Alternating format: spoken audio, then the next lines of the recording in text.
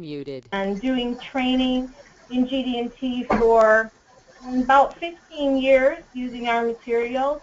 He used to train exclusively at the company he worked for, and now he does. He is one of our coaches who goes around to different companies. Luis has a background in not only engineering but also manufacturing and inspection, and has lots and lots of background in this. So, Luis?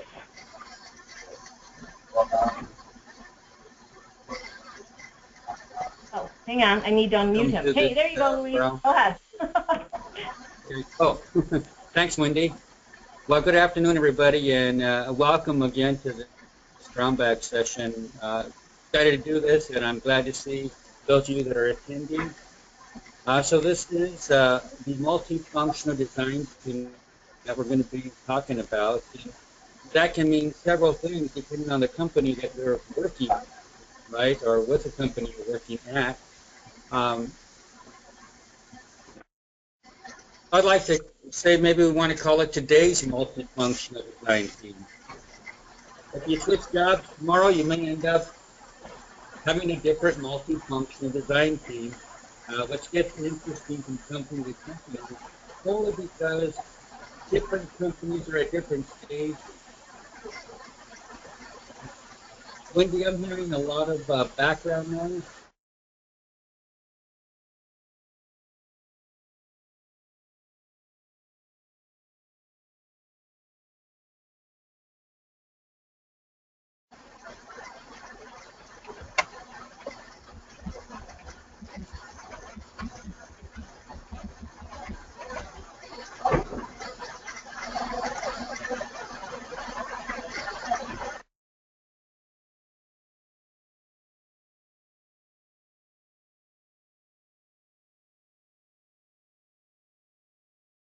There we go. Luis, go ahead. Everyone else is muted, so we shouldn't have that background noise anymore.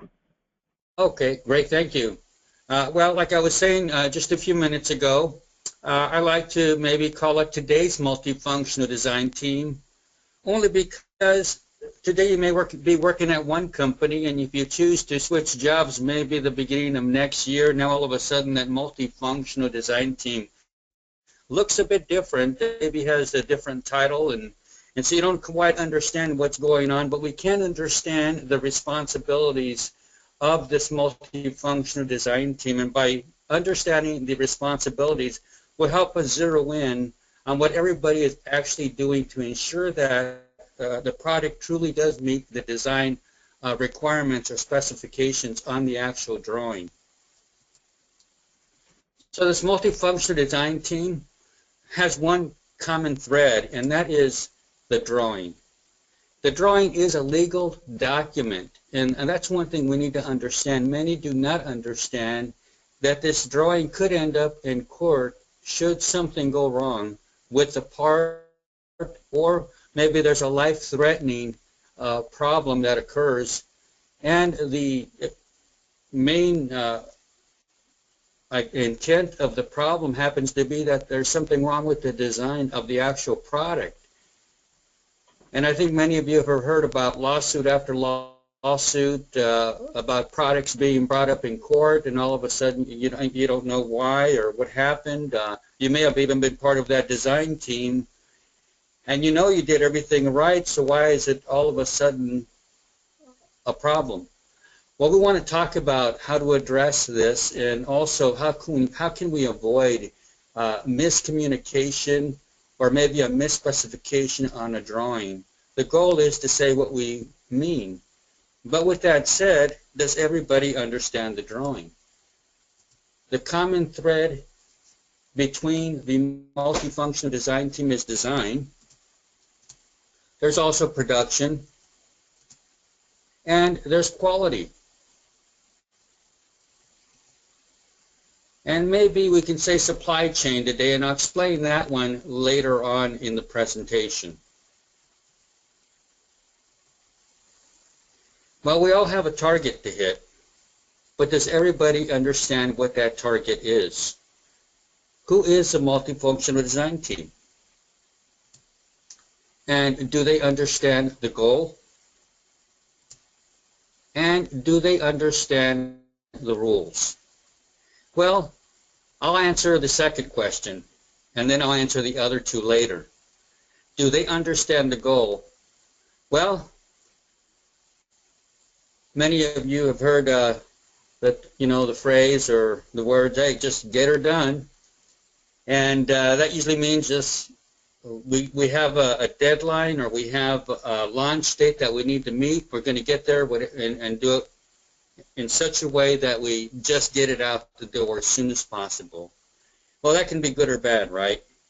If that is the goal, maybe we don't understand that in industry today, parts have to be what we call cost-effective parts. So we have to look at the overall process. We have to understand the design in order to come up with the most cost-effective product. And so the goal may be different from company to company. Is the goal of the company to produce cost-effective parts and stay competitive, or to just get parts out the door as quickly as possible? And in that case, I doubt if they're going to remain very competitive at that point.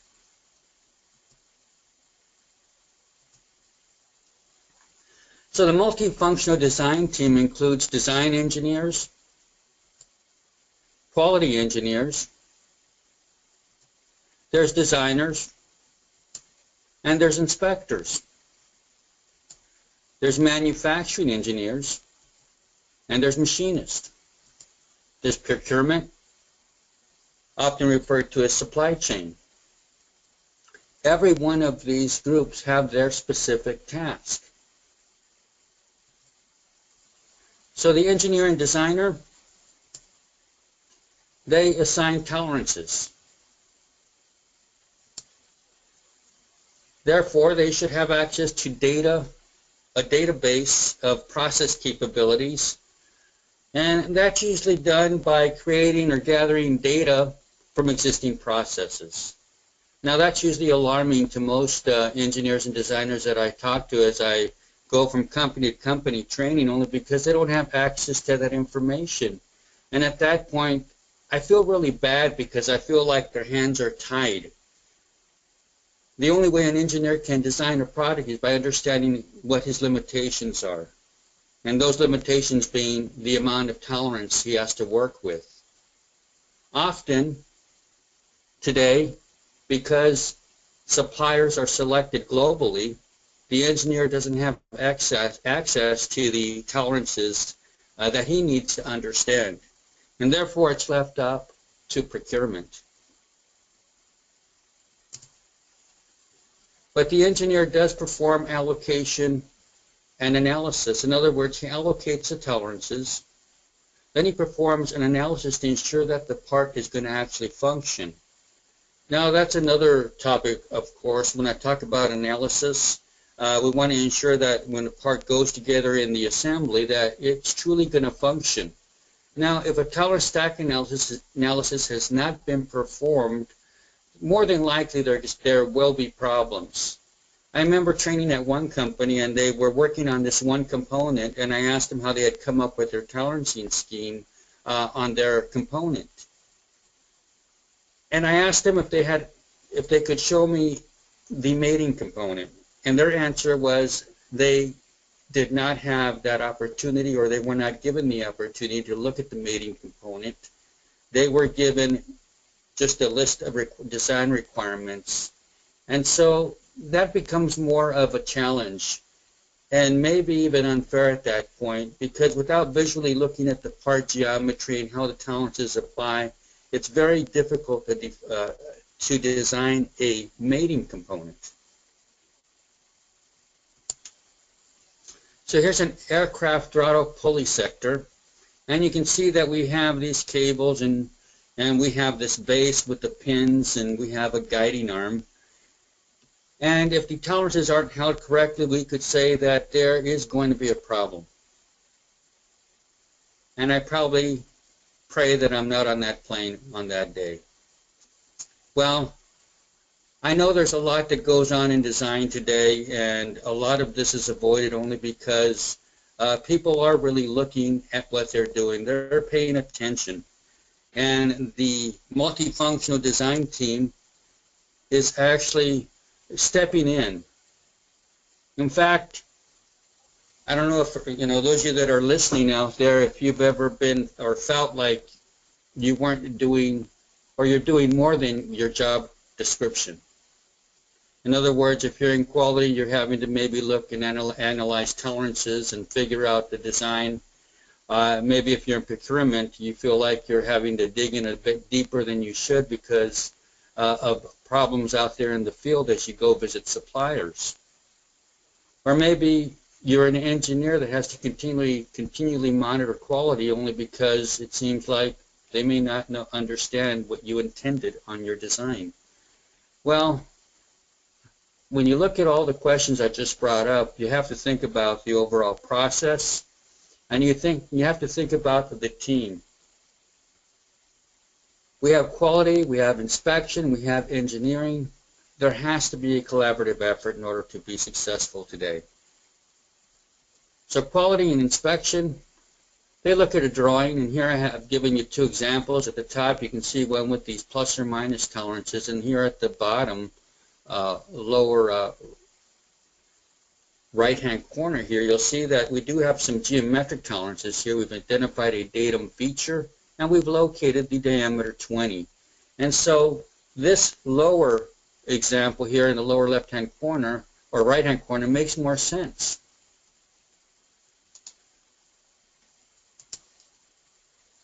But the question is, how good does it have to be? Well, if you understand Gd&t, we look at the one at the in the lower right-hand corner, and we could say, well, that one I understand. And maybe some of you may say, well, you know what, the one in the upper right-hand corner is a lot easier for me to understand. And so both of you may be correct depending on what the company is doing or what rules that they're following. So we have to understand some kind of a guideline or some type of rule in order to understand whether parts are good or bad. So we have a drawing. On this particular drawing, we've indicated geometric tolerancing. We have a note that says, unless otherwise specified, corners shown round are to be a radius of 2, basic, and untoleranced dimensions are basic. We have a profile of 1 with respect to datum A, primary, B, secondary, and C, tertiary. The primary datum has a flatness of 0.1. The secondary datum B, is perpendicular 0 at max material condition, and datum feature C is also positioned with respect to datum A, primary, and B at max material boundary. And so we need to understand what all of these symbols mean and how they truly work, not only from a design perspective, but also from an inspection perspective. And now procurement is going out and selecting suppliers. Now it gets really interesting, so I'll be talking about that as we continue through the presentation. But from an inspection perspective, because remember right now we're talking about quality and inspection.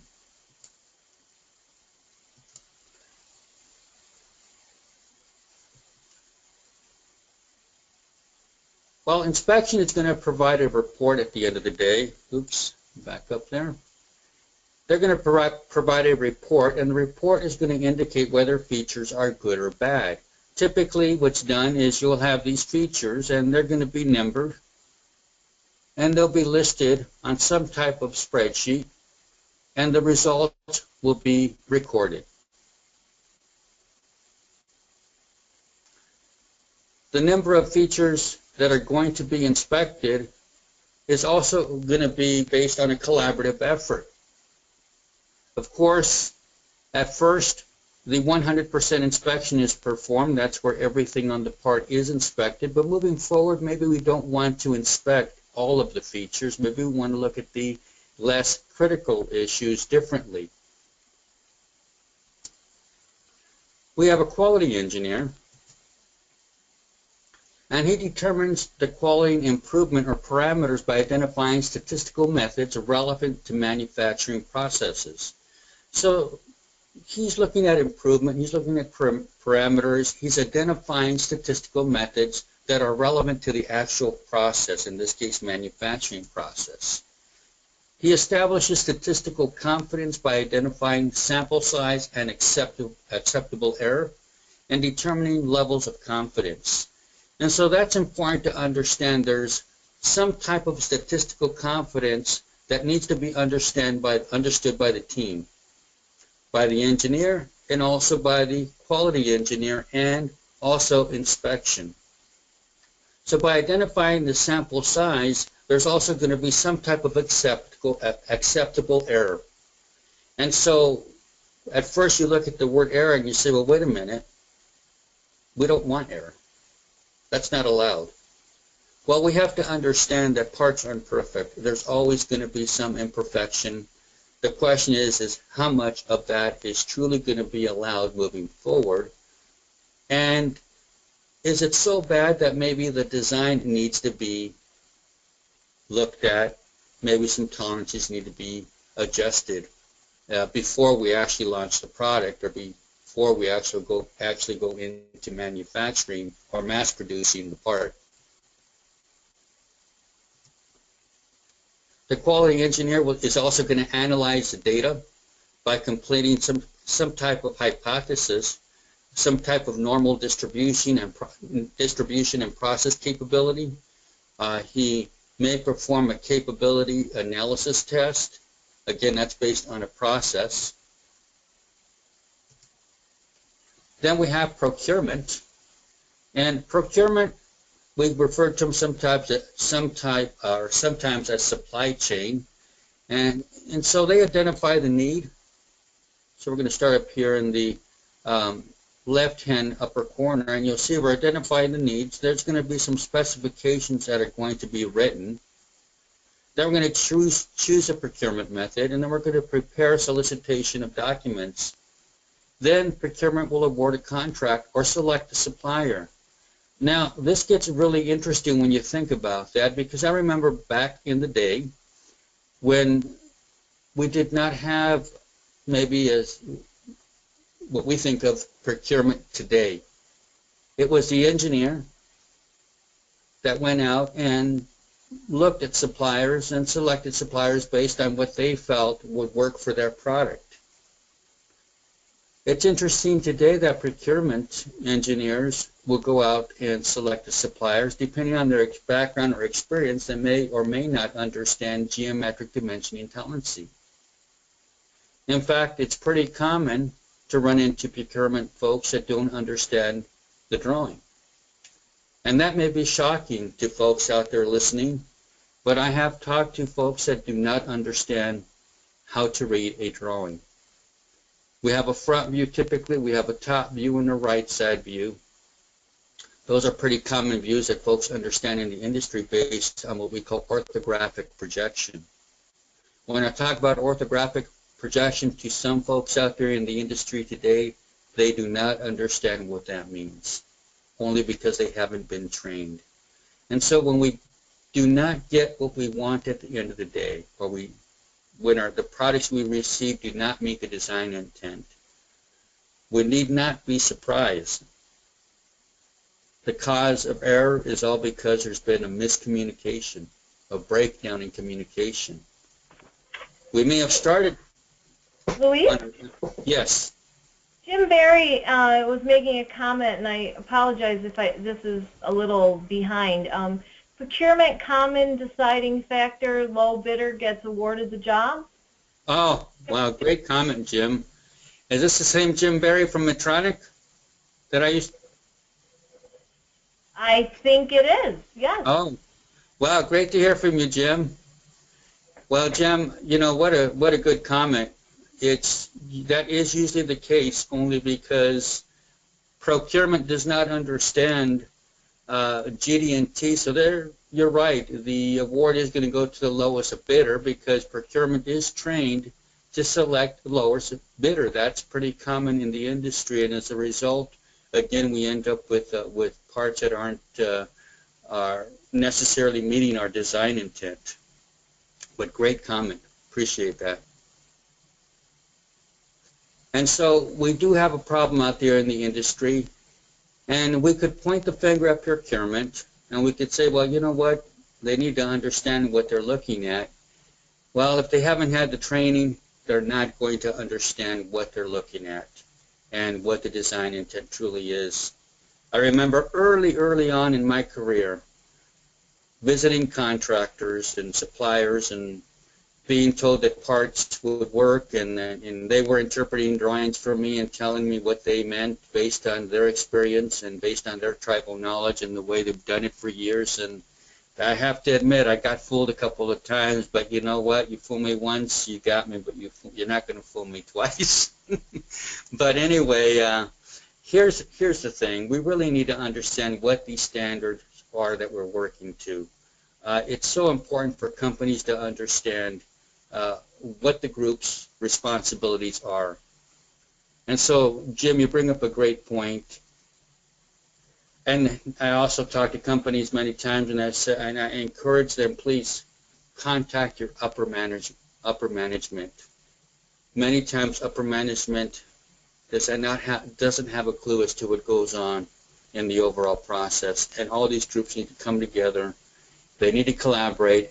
They need to contact upper management in order to have some type of action plan in place to ensure everybody downstream truly understands what the training is required, what each group needs to understand.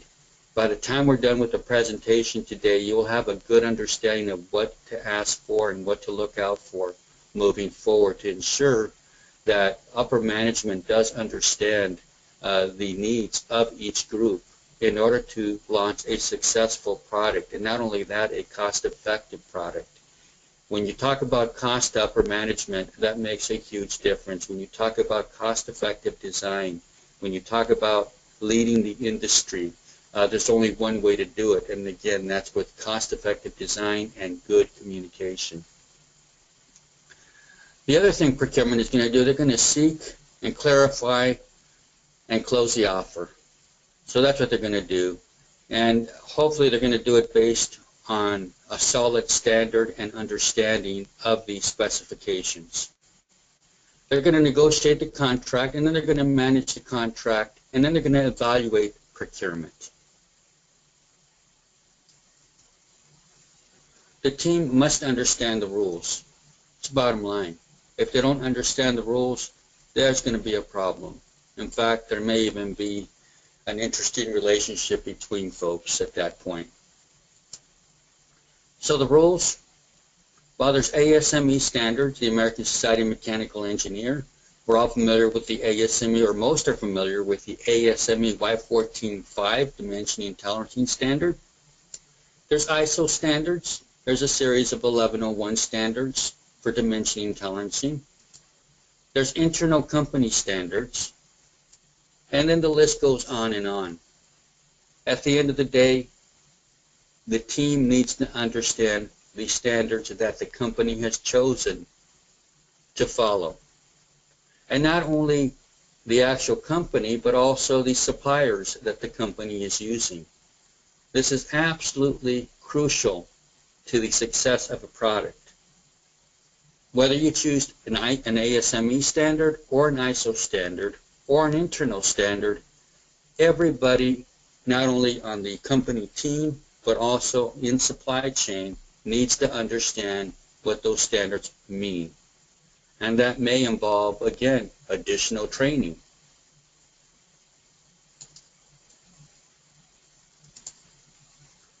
So here's some standards you should know about. The ASME Y14.100 will list over a dozen standards having to do with engineering documentation.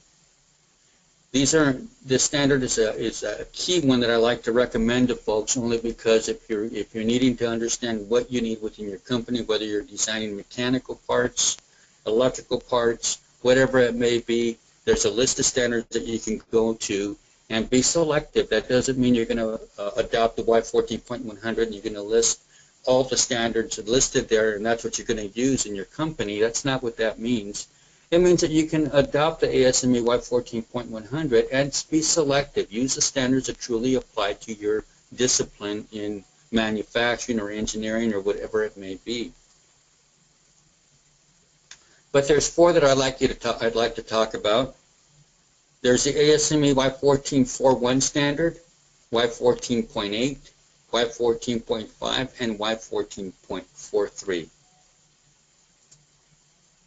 The Y14.5 is the standard that deals with dimensioning and tolerancing, and that's the one that most folks are familiar with. It talks about or addresses dimensions, geometric tolerances, and of course datums. So anything having to do with dimensioning and tolerancing is in the Y14.5 standard. The latest version of that standard, by the way, is the 2009. The Y14.8 standard deals with casting, forging, and molded parts. Now, when we talk about these cast, forged, and molded parts, we have to understand there's something unique there.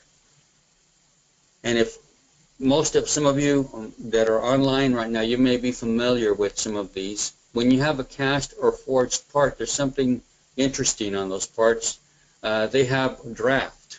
In other words, no surfaces are going to be perfectly perpendicular. There's draft that we have to deal with, and how do we address that? How do we apply Gd&t? Well, the Y14.8 standard is a standard that you need to look at. It really does give you some guidelines. Of course, there's always training available to help you better understand the standard. The ASME Y1441 standard is the Digital Product Definition Data Practices standard. Some companies are choosing to use the CAD model as the actual drawing. If that's the case, we need to understand how that should be done. Now, some companies will allow the engineer to just send the supplier a CAD model and with dimensions and assume that that's enough, but that's not enough. There's some additional information, some guidelines that need to be followed in order to accurately do this. And so the ASME Y1441 standard is the standard that you need to use if you're going to use the CAD model as the drawing for digital product definition data practices. And then we have the ASME Y1443 standard. That's the dimensioning and tolerancing principles for gauges and fixtures. Now this is an important one. If we're dimensioning parts with respect to Y14.5, then you should have a copy of ASME Y1443 if you are on the inspection team or quality team. We need to understand the proper method of inspection per the standard. Now, it's interesting that most of the companies that I visited throughout my career, when I was designing parts, I'd go out and visit suppliers, I'd visit the inspection team, quality team, and I would ask them specifically, what standard are you inspecting my parts to? The honest answer they gave me was they did not know there was such a standard. Or they would say Y14.5, and that was the incorrect answer. The standard for inspection is going to be the Y1443 standard. So we have dimensioning and tolerancing principles for gauges and fixtures. Now don't let the title fool you. Even though it refers to the hard gauging, or it seems like it's addressing hard gauges, it also addresses automated methods of inspection and other methods, such as coordinate measuring machine, with overlays, and so forth. And really what the standard states is that it doesn't matter what method of inspection you choose to use, they're always going to simulate the hard gauge. Now, if folks can get that right, more than likely that you're going to get a good team in place for inspection and have some positive results. We need to understand that the engineering document drives the entire process. Now, that is important to understand because the sad truth about the engineering document is that it gets the least attention, at least at the companies I've worked at throughout my career. And I have to admit, I moved around quite a bit only because I wanted to get my hands on all these different products and I got excited about the industry. But I have to be honest with you, the most companies that I worked for, their goal was to cut the chip, understand, get a feel for the part and what it was going to feel like and look like, and then come back and create the drawing. Well, at that point, you've lost so much information, so much history. You lose what the manufacturing team did, what the machinist did. What tolerances did he hold everything to? He did not, he didn't record anything. So at that point, you've lost so much, and you're literally just cutting a chip and wasting time at that point. You need to base your parts on an actual document, a drawing that you can kind of refer to. You can come back and change things as needed as things go wrong or need to be adjusted. You have some solid data that you can refer to.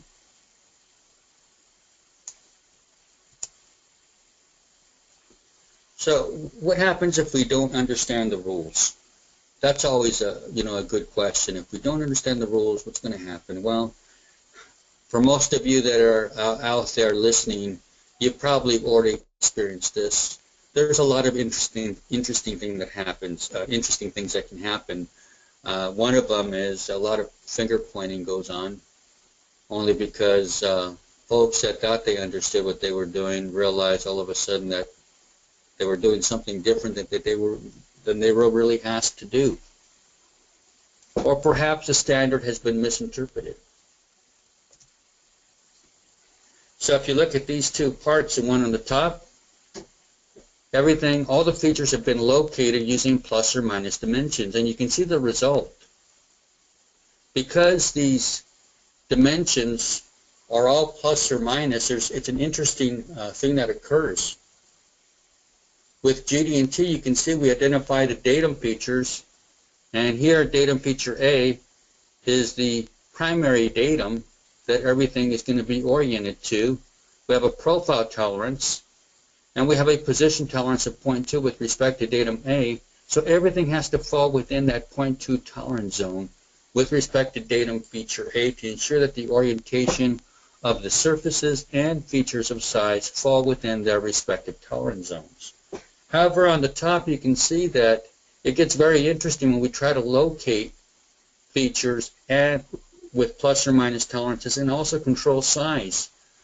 Parts begin to look very interesting. And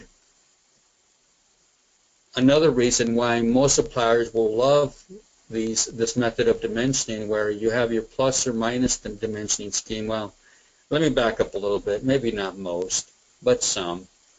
They prefer this method only because if something goes wrong, there's always an adjustment they can make, or they can stack up the tolerances and help you believe that the part is good, even if it looks like this, because after all, you gave them this here. Okay. However, with your geometric dimensioning tolerancing rules stated in our standard, we can see that we have some clear set goals. We've actually told We've actually asked the manufacturing team to follow the design intent by using your geometric tolerancing scheme.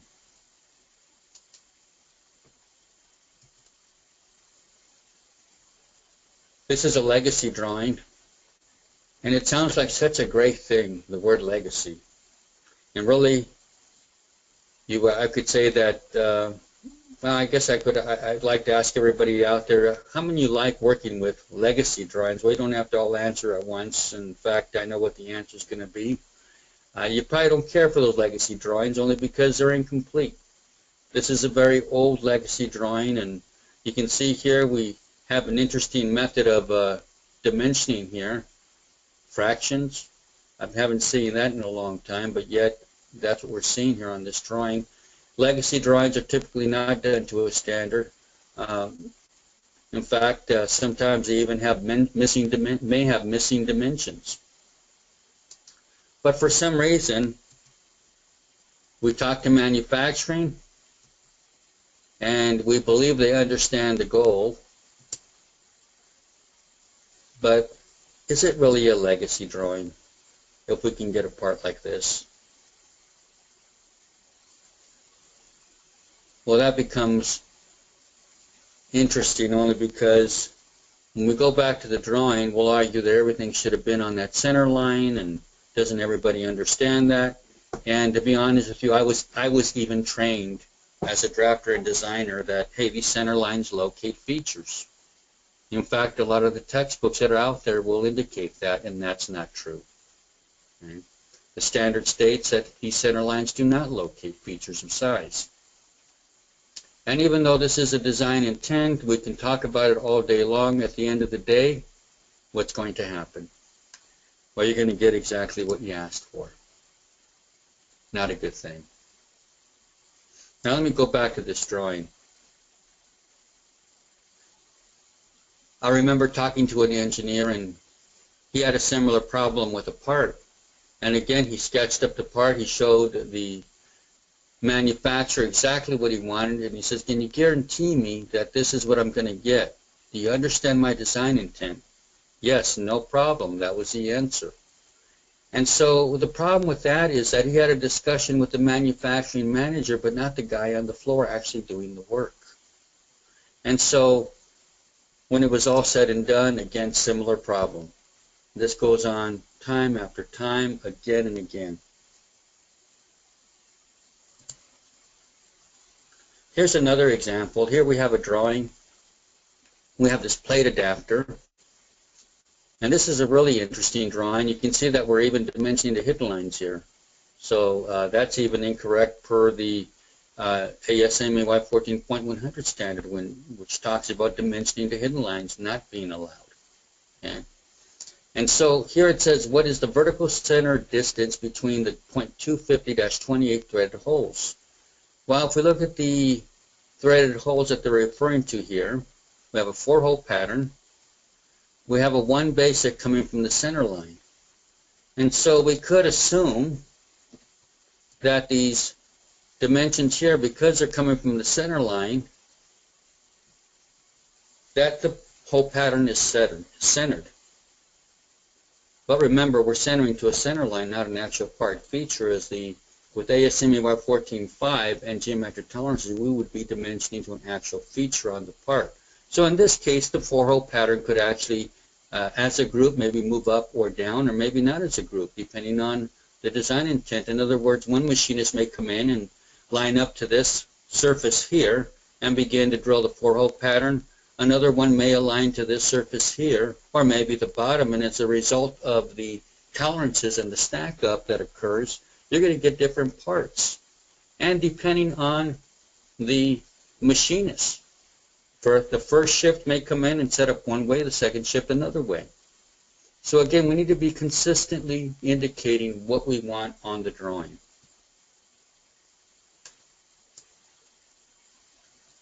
So who selects the supplier? That's an interesting question. Who selects the supplier? Well, I like the old days, because the engineer had some kind of say in it. And if he understood his design, if he understands Gd&t, he definitely needs to have a play or some kind of say. But if it's procurement, which is the case today in most companies that I visited, then they need to be trained. They need to understand geometric dimensioning tolerancing. In fact, not only geometric dimensioning tolerancing, they need to understand print reading. They need to know the basics of how to read a drawing. Therefore, they better understand the contract. Wow, that gets really interesting. What is the contract? Well, let me ask you this. How many of you, if you go, I don't know, I remember when I bought my first house, I read the contract. I wanted to know what I was getting, the interest rate. I wanted to dig into the details because I didn't want to be taken. In fact, some people get nervous when you read the contract. Well, what is our contract with respect to design? Well, the contract is the drawing. And yet, what did I just say a few slides back? I said that's the part in the system that gets ignored, or maybe gets the least amount of attention. The drawing gets most of the attention when the product is getting ready to launch, and at that point it's too late, because now everybody's rushing, trying to figure out what went on in manufacturing, how are we going to inspect the part, and now everybody is rushing, trying to put something together that's going to allow them to move forward.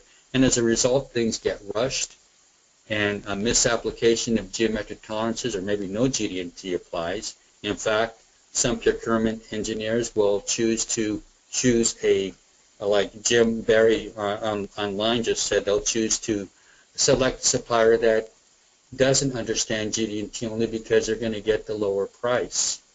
And because procurement doesn't understand Gd&t, it's okay. Well, personal experience. I had a product go out for quote. Procurement chose a supplier, and I thought, great, okay. Did you get my Gd&t questions answered? I want to make sure that they understand the Gd&t. Oh, no problem. They're going to do it. Well, I went to visit the supplier a couple of weeks later to see how my parts were running, and I talked to the guy on the floor, one of the machinists, and I picked up my drawing and I said, well, how are you holding the position of my hole pattern? He told me, well, what do you mean? He said, you see this position tolerance? It's 0.2 right at max material condition, and I have a datum feature that it has a modifier on it, so there's a boundary that you have to consider. How are you, verifying this along the way to ensure that your process is good? And he says, well, don't worry about the geometric tolerances. We don't use that here. But we do some math, and we allow everything to be done with respect to plus or minus tolerances. You're going to get good parts anyway. Well, that's just untrue. It's impossible to take a geometric tolerance and try and somehow make them plus or minus tolerances. That does not work. And so anyway, you can see here on this example, we need to understand the contract. We need to understand what the contract is, and it is a drawing. We do not want to have this type of problem. Parts that are not going to function the way they should. Here you can see that the top part here is not making complete contact with the surface, and therefore you can see the fasteners that are going to be threaded into these threaded holes are not going to be very good. Here's another common question that comes up, and so I thought I'd bring up part of the standard, the ASME 14.5 2009 standard. Paragraph 2.7.4 states this: the limits of size control form. The limits of size do not control location or orientation of features. Features shown perpendicular, coaxial, symmetrical, or otherwise related must be controlled in order to avoid an incomplete drawing. So in other words, the drawing that you're looking at right now is incomplete. The diameter 20,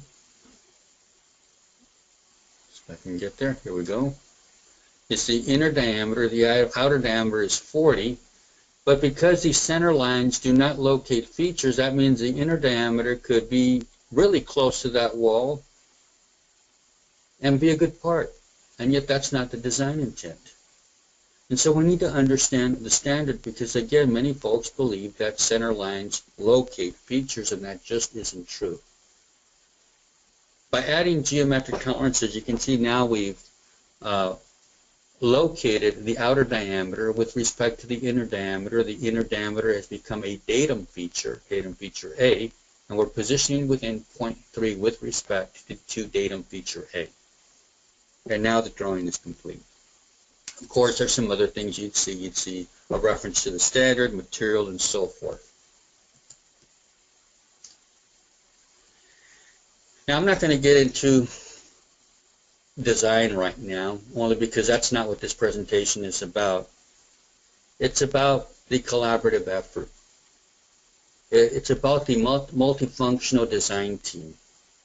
And the question always arises, well, how much does the manufacturing engineer or machinist, quality engineer or inspector, engineer or designer need to understand about Gd&t? Well, if we're working as... Yes? Oh, sorry, Louise. David has a question. He says, when would an ideal Gd&t educated procurement person get involved with the nitty-gritty of the engineering drawing?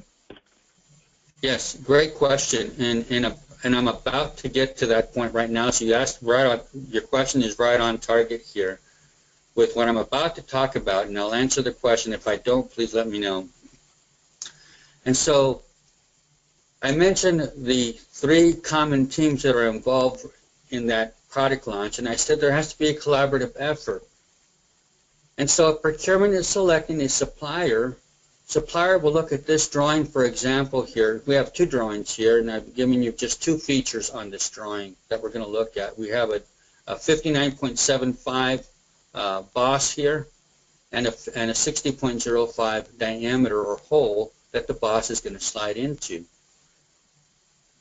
Well, if procurement is selecting the supplier, I always tell them that they should at least do some type of gauge, well, not physical gauge check, but they should kind of get an idea of whether the supplier understands Gd&t or not, because I just described what I went through with a supplier, right, early on in my career.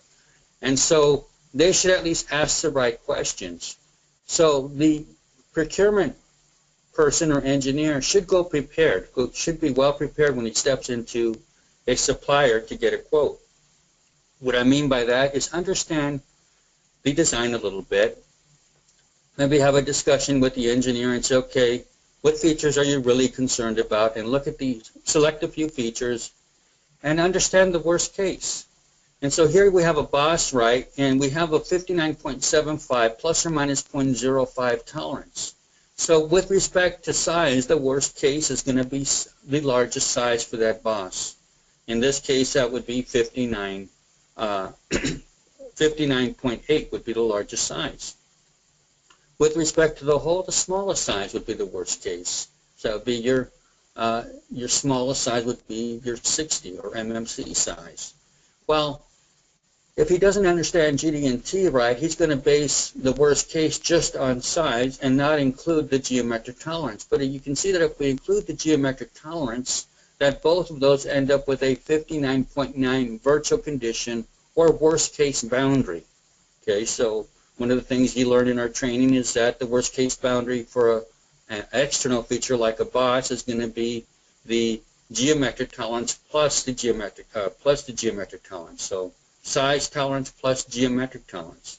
For an internal feature like a hole, it's going to be the size tolerance or the size of the feature minus the size tolerance minus the geometric tolerance. And so that will give you a 59.9 for both of those, and maybe that is good. Maybe in this case, because of the overall process, we should never be at worst case. We're going to be somewhere in the middle, so we're going to get a good fit between these two parts. So that's the reason procurement should know. When should he get involved? I believe that before he goes out and starts getting quotes, before the selection process begins, that's when procurement should have a conversation with the engineering team. The engineering team may want to challenge procurement also. There's nothing wrong with that. Remember, we're a team, and we just have to do it in good. So why not ask procurement? Well, do you understand my main concerns? Do you understand what these symbols mean? Do you understand how important it is for manufacturing to understand this? And you'll be surprised. I had a procurement engineer sit in on one of the Gd&t trainings at one company I was training, and when I was done, he really thanked me. He said, I had no idea what I was signing off on. And the guy was just overjoyed with the fact that he had the opportunity to be trained. Again, companies just need to understand why they need this training, why this collaborative effort is so important moving downstream. So I hope I answered that question.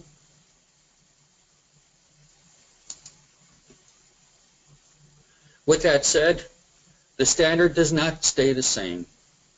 The current version is the Y14.5 2009 standard, and there's some new symbols that have been introduced, and I'm not going to discuss each of these symbols. I've just kind of put them up here so you can look at them, and but some of you may already be familiar with these symbols if you've been through our training or some other training. So involving the multifunctional design team increases their awareness of the product's needs, causes the right questions to be asked. It's an educational experience for all those involved. Every project I've worked on, every group I've worked with, I'm always learning something. Somebody said, hey, the minute you stop learning, then your career stops. I think there's some truth to that. It provides two-way communication between departments, and it makes those feel like part of the solution and not the problem. and it gives everyone a vested interest in making the product work.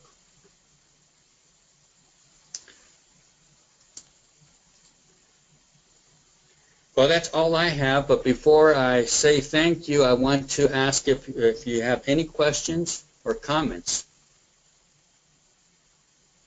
If you do, if you just raise your hand, I'll unmute you and you can talk.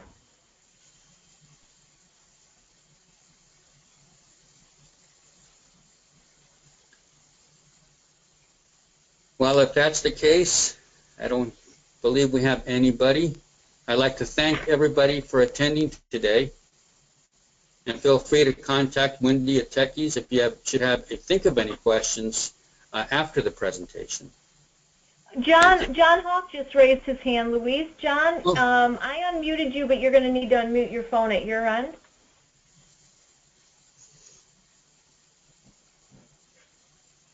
Okay, now I'm okay? Yes, I can hear you. Thank you very much, Louise. I'm sure everybody appreciated your presentation. Very nice. Thank you. David has a question.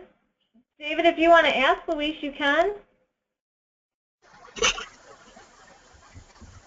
Or a comment. He says, I guess this is the difference between procurement and a procurement engineer. Well, yes, you know, what a great comment, because, again, those titles sometimes get intermixed. So, great point. Appreciate that.